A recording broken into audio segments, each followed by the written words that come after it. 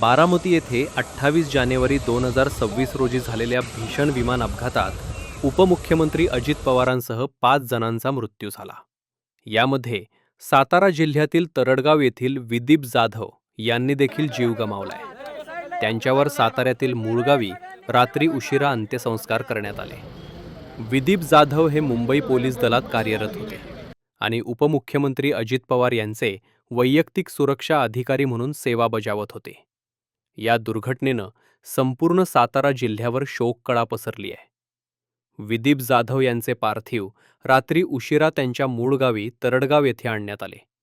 रात्री 11:30च्या सुमारास तरडगाव येथील पालखी स्थळावर त्यांच्या पार्थिवावर शासकीय सन्मानात अंत्यसंस्कार करण्यात आले. यावेळी पोलीस दलाच्या वतीनं बंदुकीच्या सलामी देऊन त्यांना अखेरचा निरोप देण्यात आला. अंत्यसंस्काराच्या वेळी विदीप जाधव यांचे कुटुंबीय, नातेवाईक, मित्रपरिवार, गावकरी तसेच पोलीस दलातील अधिकारी व कर्मचारी मोठ्या संख्येनं उपस्थित होते.